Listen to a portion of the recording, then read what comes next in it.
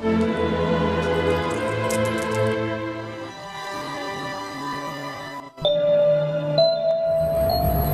pada tahun 10 Juli 1940 di sebuah kota kecil bernama Castello, di mana pada hari ini adalah gerilya perang Italia Part 2. Seorang pemuda puber bernama Renato yang baru mengenal kenikmatan duniawi mendapat hadiah sepeda baru dari ayahnya. Renato tampak sangat senang dengan mendapatkan sepeda baru itu, hingga melintaslah tokoh utama kita bernama Malena. Bocil-bocil pun memandangi setiap langkah Malena seolah-olah menggerayangi.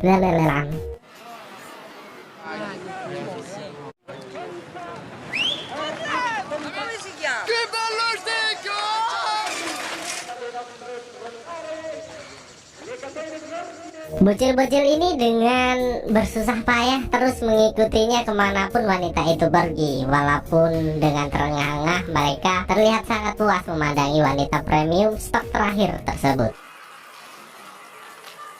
Inilah Malena, wanita tercantik di kota kecil Castello. Setelah kejadian itu, Renato jadi gelisah selalu memikirkan Malena. Ia rela bolos sekolah agar bisa pergi ke halaman rumah Malena untuk melihat momen yang diimpikannya.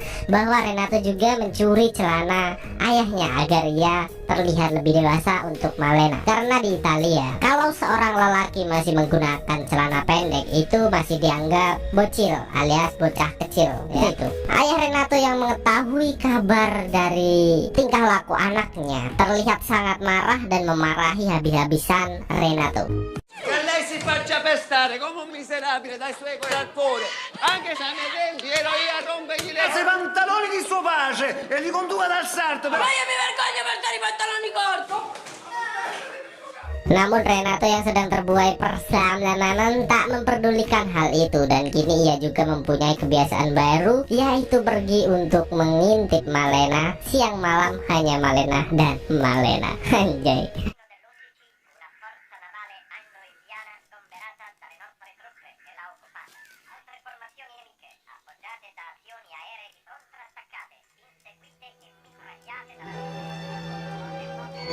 Hingga ada satu momen Renato melihat Malena yang sedang berdansa sembari memeluk sebuah foto. Menurut informasi yang saya dengar, Malena adalah istri dari seorang pria militer. Namun suaminya sedang ditugaskan untuk perang gerilya, dan oleh karena itu ia merasa sangat kesepian, sendirian, dan anyau.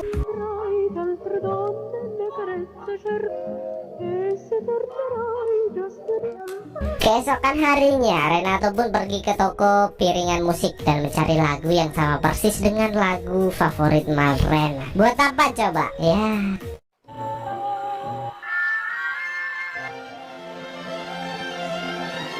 Buat bahan pelengkapnya untuk melepas penat, anjay. Dengan memandangi foto-foto majalah Nana dan diiringi lagu tersebut, Renato pun mulai my trip, my adventure, hingga membuat kasurnya berdenyut dengan kencang.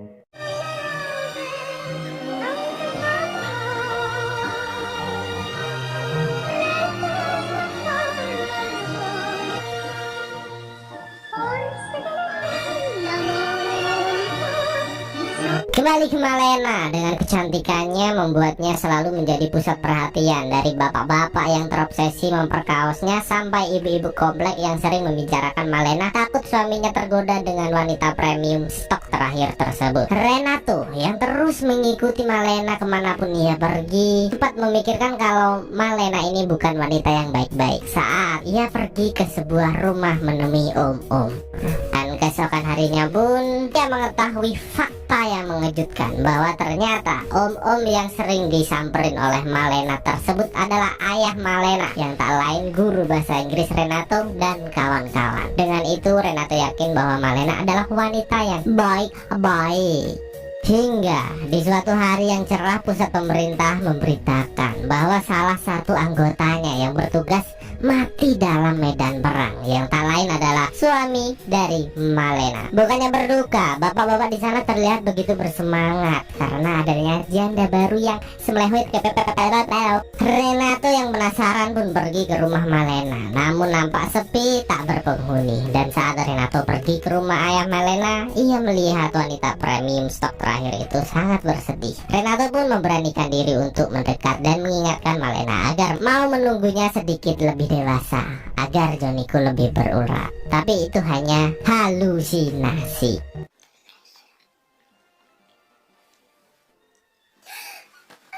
Renato lebih prepare kali ini. Ia menyempatkan untuk melumasi ranjangnya yang karatan agar senyap tanpa suara dan percolikiawan.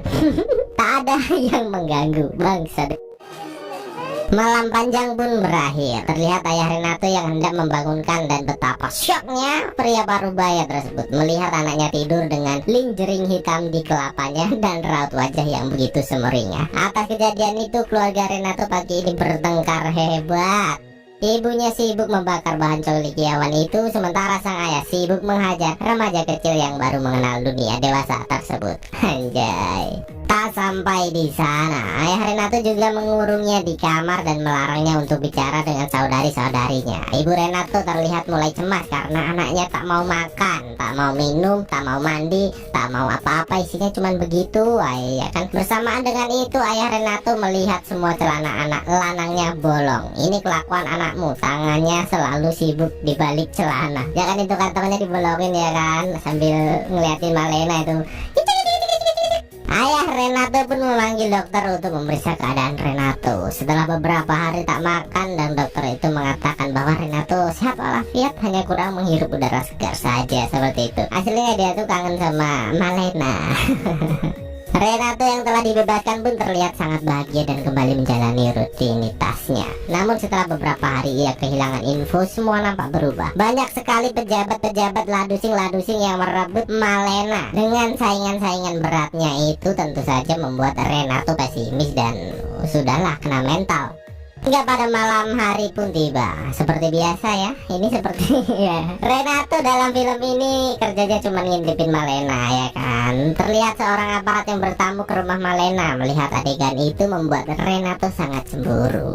Hingga saat aparat itu keluar dari rumah Malena, datanglah seorang dokter gigi yang memarahi aparat itu atas kelancangannya bertamu ke rumah Malena. Dan anjirnya lagi, istri dokter gigi itu juga ikut ke sana untuk memarahi suaminya, dan pertempuran pun tak bisa terhindarkan lagi.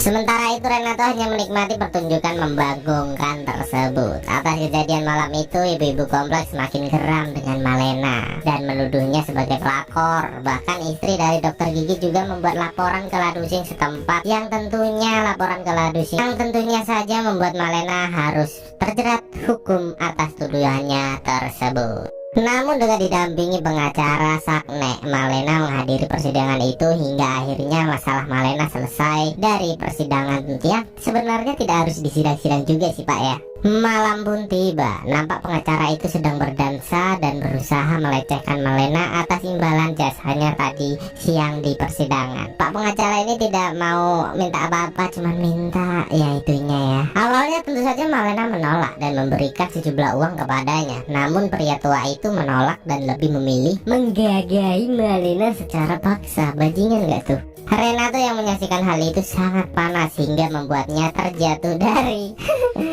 tempatnya selama ini bersandar. Di pagi yang cerah dengan tangan diperban akibat dari jatuh semalam, Renato pergi ke gereja untuk meluapkan emosinya tersebut. Dan hari terus berlalu. Terlihat Renato yang terus mengawasi Malena dari kejauhan. Nampak pengacara itu semakin dekat dengan Malena, dan tentu saja hal itu membuat Renato sedikit putus asa. Hari-hari Renato semakin kesini terlihat semakin kacau. Jam pelajaran ia disuruh mengerjakan tugas biologinya, namun yang tertulis malah puisi indah buat Malena. Bahkan Renato membayangkan Malena sebagai wali kelasnya dan mengajaknya untuk menikah.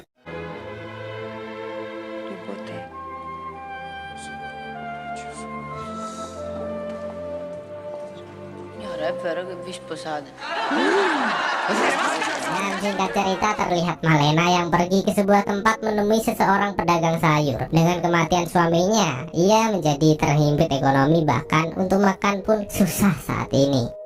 Dan mau tak mau ia meminta bantuan kepada orang-orang yang tertarik dengan kemolekan tubuhnya tersebut hanya untuk mendapatkan segenggam roti. Hingga tiba-tiba pesawat sekutu kembali menyerang kota Castello ini. Semua warga panik menyelamatkan dirinya masing-masing. Hingga saat penyerangan itu selesai, para warga menemukan ayah Malena telah tewas dalam kejadian mengerikan tersebut.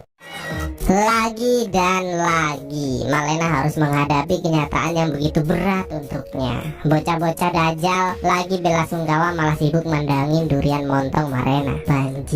Banjingan.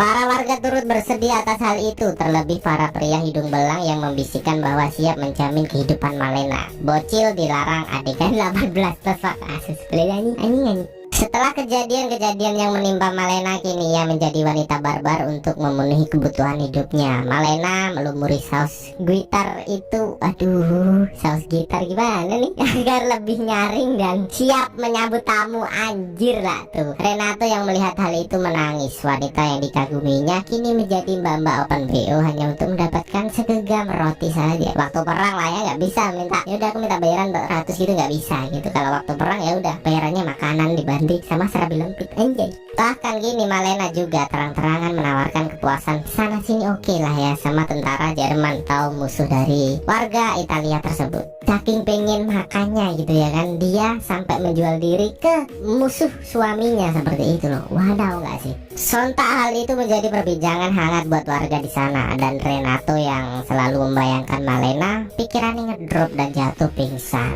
Ibu Renato pun membawanya ke tabib dan diklaim bahwa Renato kerasukan setan iblis gaib dari pasukan Jerman. Namun tidak dengan sang ayah. Ia begitu paham apa yang sedang dialami oleh anaknya tersebut, sehingga ia harus mewujudkan apa yang diinginkan supaya anaknya bisa sembuh dan hidup normal seperti biasa. Dan ini hal gila sih menurut saya. Kapan gitu punya bapak kayak gitu ya? Ayah Renato dengan percaya dirinya membawa Renato ke sebuah hotel di mana banyak sekali tersaji semangka premium untuk melepas segel bocil colikiawan tersebut biar gak pakai tangan terus, anjay. Aduh. Ini gimana jelasinnya? Ya udah tonton aja lah. Vada pure. Singkat cerita, perang gerilya telah berakhir. Terlihat para warga bersukacita menyambut kemerdekaan ini, namun tidak dengan Malena. Bisa dikatakan ini hari terburuk untuknya. Ibu-ibu komplek yang sudah geram dengan Malena meluapkan emosinya hari ini. Khusus kaum Hawa, kaum Adam gak boleh ikut campur kali ini.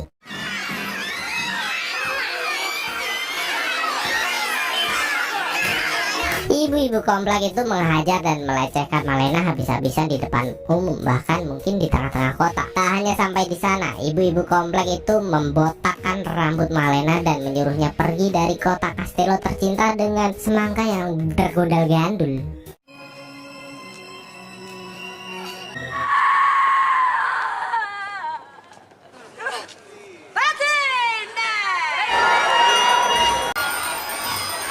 Kepergian Malena tentu saja membuat Renato sangat bersedih. Bahkan Renato juga membuang kaset yang selalu mengiringi percolikiawannya. Hingga beberapa minggu berlalu, terlihat pria tanpa lengan datang ke kota Castello. Semua warga heran di sana. Pria ini tak lain dan tak bukan adalah Nino, suami Malena yang dikabarkan telah meninggoy. Ia kembali untuk menemui istri tercintanya. Namun sayang, saat ia kembali Malena telah pergi dan rumahnya telah menjadi penampungan gelandangan alias korban perang. Nino pun pergi ke pusat pemerintahan dan menceritakan hal yang menimpanya. Ia kehilangan lengannya dalam pertempuran dan ditahan di India. Ia juga menderita penyakit malaria di sana hingga ia harus bertahan hidup bertahun-tahun di sana. Renato yang terus mengikuti Nino sebenarnya ingin mengatakan hal sesuatu kalau istrinya udah pergi gitu dan gak di sini lagi. Namun ia lagi-lagi gak berani berbicara empat mata tukul arwana. Hanya terdiam dari kejauhan memandangi Nino dengan wajah yang begitu melasnya karena istrinya. Dia itu berjuang, tapi istriku kok malah diginiin gitu loh. Aku berjuang demi negara tapi istriku harus kelaparan dan menjual dirinya. Wadaw. Hingga saat malam tiba, Nino yang sedang merenung di tengah para gelandangan yang menempati rumahnya pun mendapat sebuah surat yang memberitahukan tentang Malena dan keberadaannya sekarang. Tak lain surat itu adalah surat dari Renato. Nino pun bergegas menyusul wanita tercintanya tersebut dan membawanya kembali ke Castello. Melihat kedatangan mereka membuat para warga terdiam tak dapat berkata apa-apa. Ini adalah berkat Renato.